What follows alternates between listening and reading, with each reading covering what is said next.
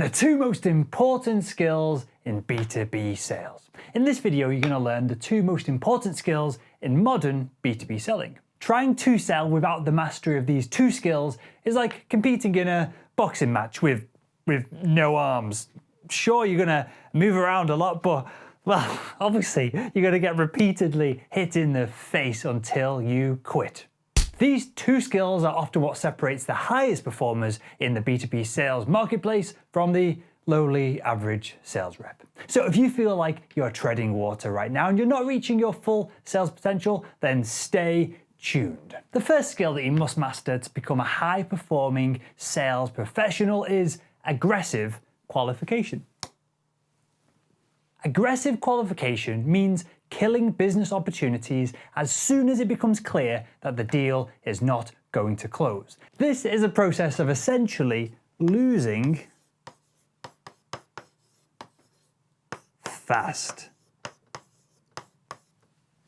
When you lose fast, you free up your time and energy to focus on opportunities that are going to drive your revenue. And don't forget, your only job as a B2B sales professional is to drive revenue for the organization that you work for. Your job isn't to randomly fill up the CRM with deals that are never going to close, it's to drive revenue. So with that said, do you want to start aggressively disqualifying the prospects in your pipeline? Well, here are the 3 ways to effectively do this. So the first opportunity to aggressively disqualify a prospect is when the prospect goes dark. I'm sure this happens to you, it happens to me, it happens to all B2B sales professionals. When the prospect goes dark and stops communicating with you, it's time to disqualify them. Of course, as long as you have proactively tried to reach out to them and they're just not getting back, dump them. Next up, number 2, if your prospect has no desire, then it's always going to be difficult to convince them to do business with you. Sure, you could spend the next 2 weeks explaining your value, the product's value, and trying to influence them to make a purchase, but if they're just not interested, it's better to focus your time elsewhere. Finally, number 3, the third element of aggressive disqualification. Sometimes it's just very difficult to build a business. Build a business case for a purchase. A business case is just a formal justification for making a purchase based on an expected commercial benefit or outcome. So when you try to put all the figures together down on paper and they're just not working out, then disqualify the prospect and move on to someone else.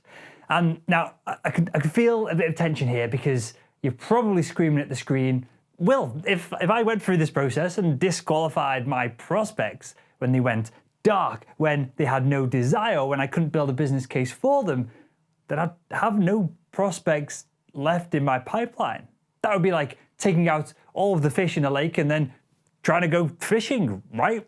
Not quite. Aggressively disqualifying your prospects is like taking all the fish out of the lake that are too small for you to catch, that you're going to have to throw back in there anyway, and only leaving in the ones that you can take home.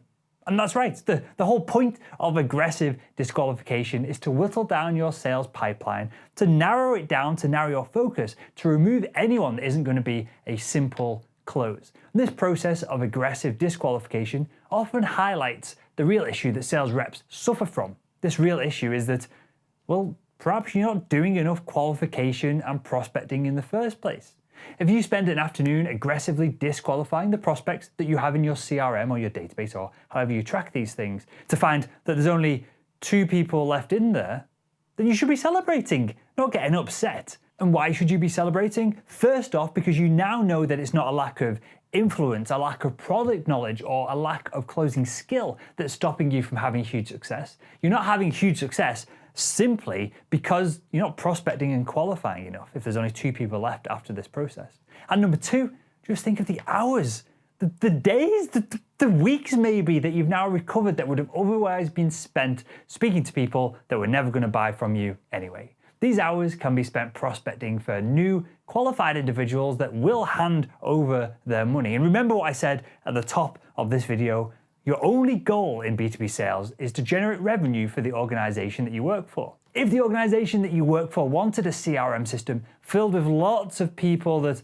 may or may not buy from you, then they'd be offering you a commission based on every entry you make in the CRM. Is that what they're paying you to do? I doubt it. They're paying you to close deals, so aggressively qualify your prospects and you'll get more deals done. Okay, once you've implemented the first skill of aggressively qualifying your prospects, the second most important skill in sales is the act of closing. Now, we go much deeper into the science of closing in the Closing 3.0 workshop over at salesman.org. But in summary, to close a prospect, all you've got to do is ask the question, does it make sense to move forward with this? No weirdness, no manipulation. All you've got to do is ask, does it make sense to move forward with X? And obviously replace X with my product, with this call, with this service. If they say yes, then congratulations, you've closed the deal. It's time to run around the office with your shirt pulled right over your head, waving your arms in the air. And yeah, I don't know why footballers do that either. But let's wrap up this video by giving our closing question a little bit more context with a few examples. So, for example, at the discovery phase, you could ask, it seems like you have this issue, whatever we've been discussing. Does it make sense to look at how we can solve it for you? At the qualification phase, you could ask, well, you've got the budget. Our product solves the problem that you're discussing with us again, and you are the end decision maker, right? Does it make sense to run through our product options? Two really simple examples there that you should be using throughout the sales process.